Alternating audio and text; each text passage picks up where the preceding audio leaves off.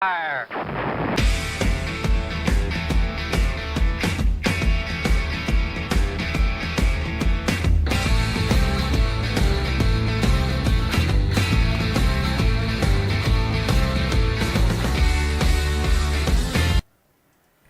Good evening and welcome to Anime Analyst-US. I am your host, Thomas Fry. And I am your co-host, Osnanze. And we are here to talk to you about another anime tonight. Now, we did another show on this last Monday, and we were going to do it on Monday, but then I had what's typically known as a brain fart, and I forgot that I watched it already, and so we moved it back to Wednesday, and then I went and watched it again. I was sitting there thinking, I got like to episode 3, and I'm like, I already watched this. I was like, man, sorry, so I blew it. So we're doing it on tonight. I just realized how bad I am at spelling. We are doing Oshi no Ko, and squeeze my banner that says Mushi no Ko. I don't know what the hell I was thinking when I did that. Sorry about that, but hey, we're going to turn into a comedy act here. Just hang out and watch out what's going on. And on this night, Oshi no Ko is a pretty serious anime. It's a drama. It's almost a thriller. Because he is set. He is going to go kill this guy that killed his mom. And I feel his pain. I understand that. And this thing's got a score of 8.63 at Mal. It's got a score of 8.6 at Analyst.net. I mean, this thing is scoring in the high eights everywhere it's listed on all the blogs and everything. It's ranked number 83. I'm surprised that it only has 400,000 members. You would think it would be, close to 1 million. I didn't see how many were on any list, but it's enough to where everybody gave it a really high rating. And 400,000 people is enough for you. If it's not a great anime, they're not going to give it a score that high. Although these stats that we use may not be official, they definitely are a good guide to what people think. And some of them could be skewed a little. That's why we're not saying they're official. Because different people try to do different. People are dumb in general. All of us. We always try to inflate the stuff we love even better and deflate the stuff we don't like even worse. And usually it's kind of all down a mellow road. But this one, the protagonist is a very dark character in this anime. Beyond what you normally think he would be, and beyond what a normal person that dealt with this, but you gotta feel for the guy. I mean, he was holding his mom's hand with blood all over it, blood all over him, blood all over her as she died. Even though you're a toddler, you're not gonna forget that. That's gonna haunt you for years. And Aqua turns out to be this smart kid. I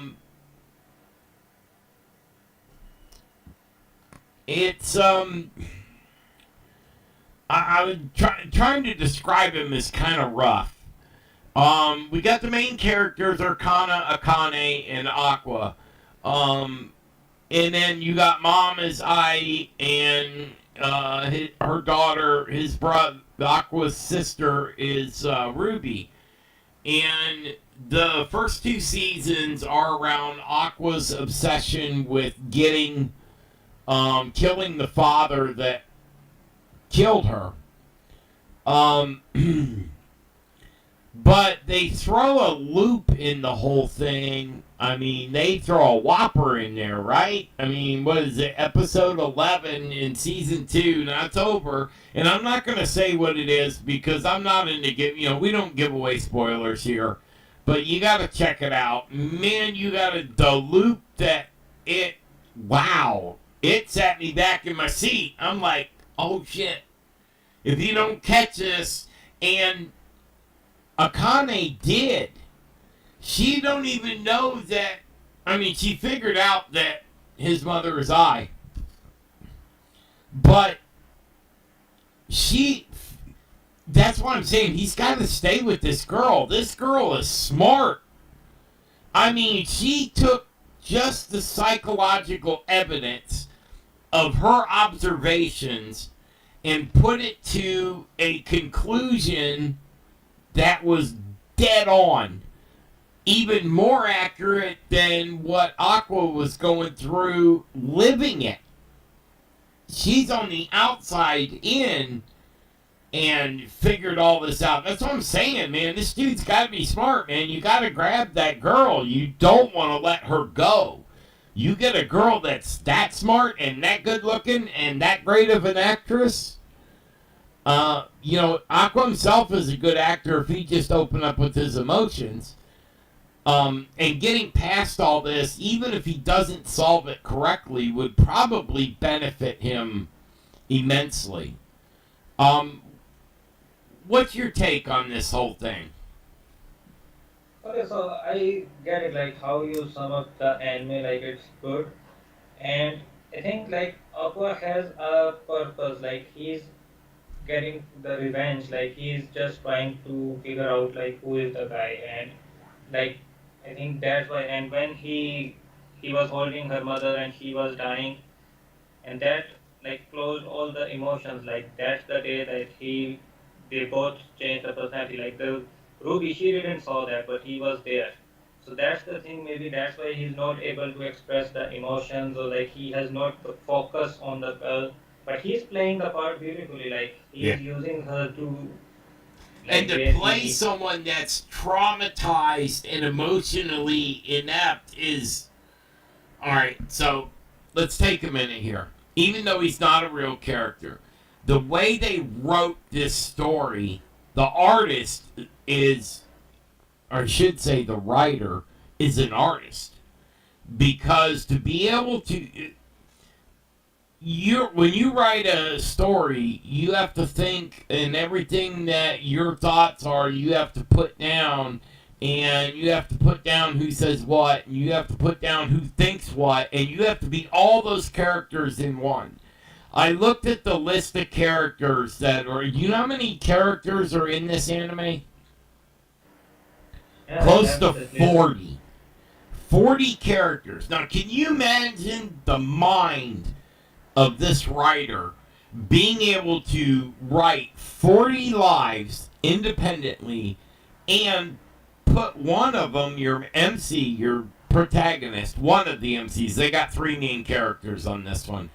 Um, and it just, the depth of this writer's knowledge, I mean, that's what blew me away.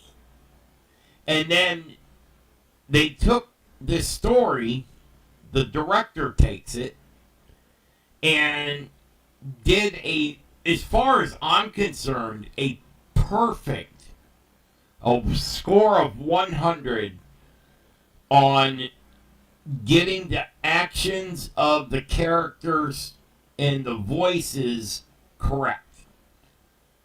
Didn't miss a beat.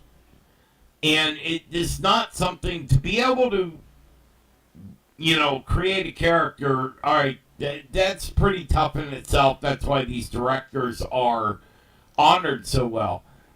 But to be able to take a flawed character and play it out throughout the whole story exactly right from the beginning. And then on top of it, it's an isekai where the dude that was involved with the girl and he helps her have both her babies to a point because he died that night.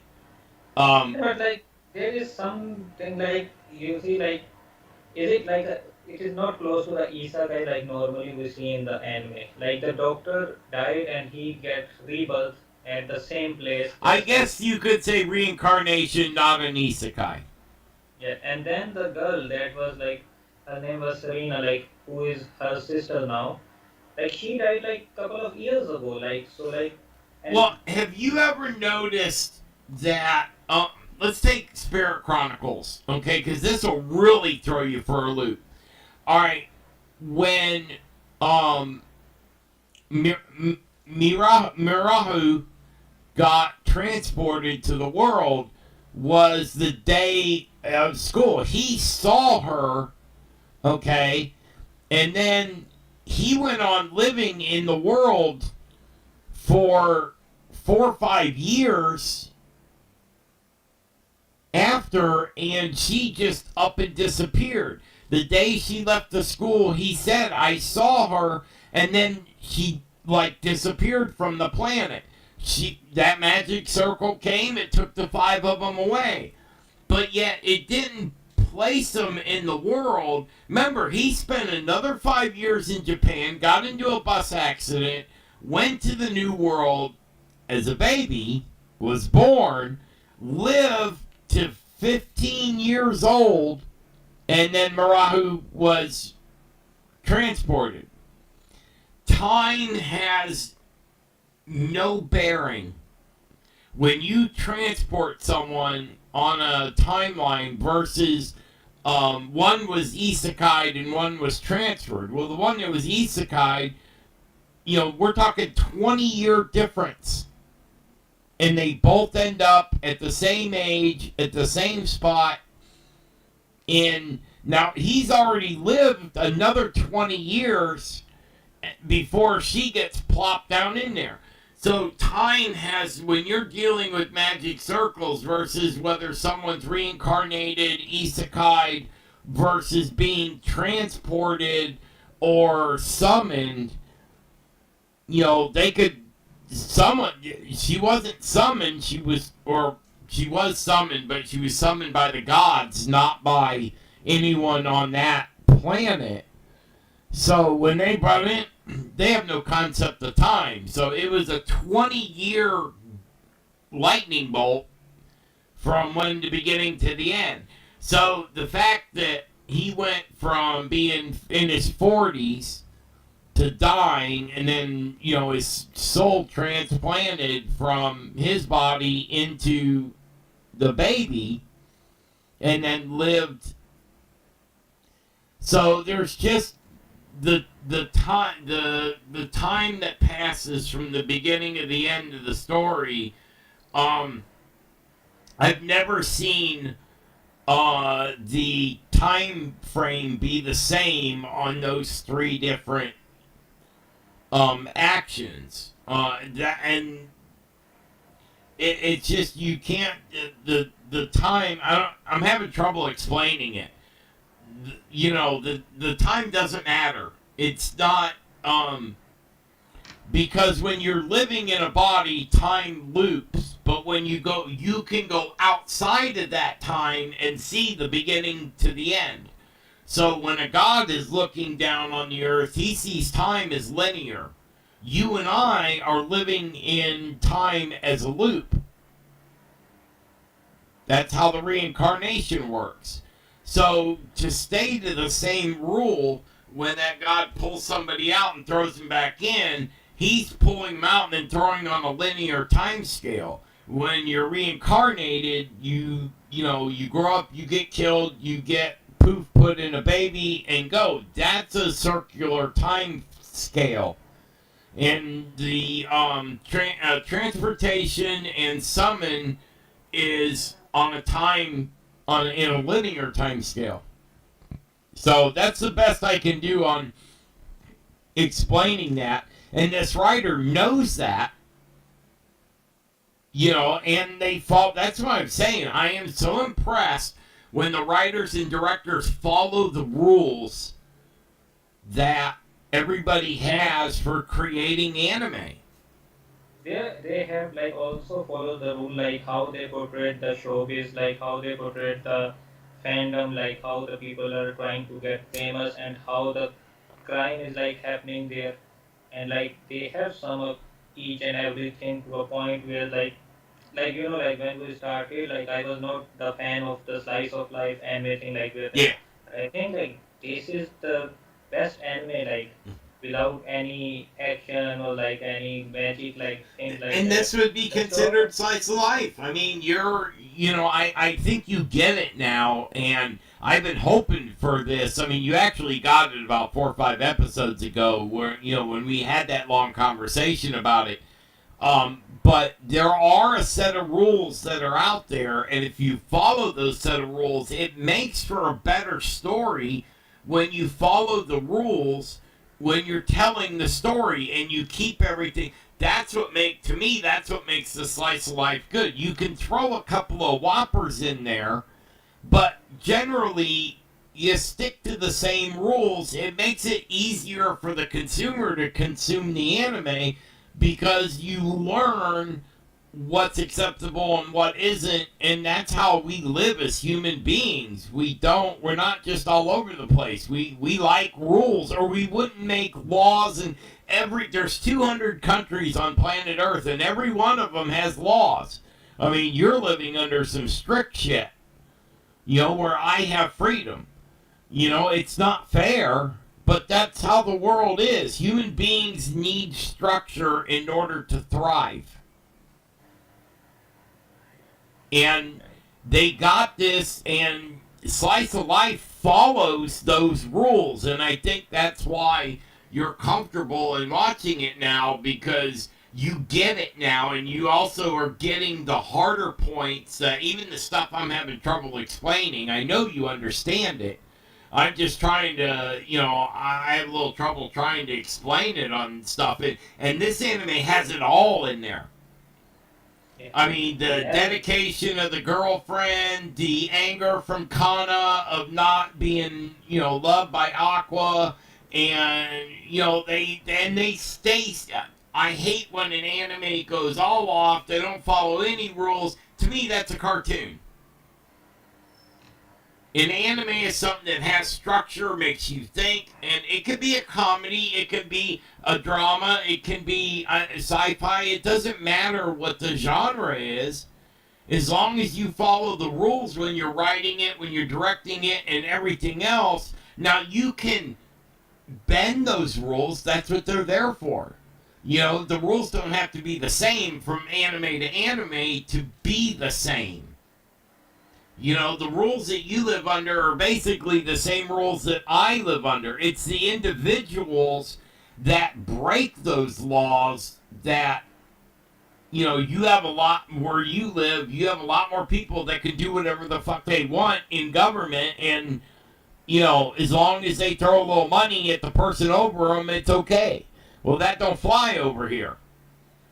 But it wouldn't work because we have almost 500 million people living here. Look at how China is. They've got, 3 billion? I mean, they are stacked on top of each other. Japan's got a lot, too. And Japan has almost as much freedom as we do.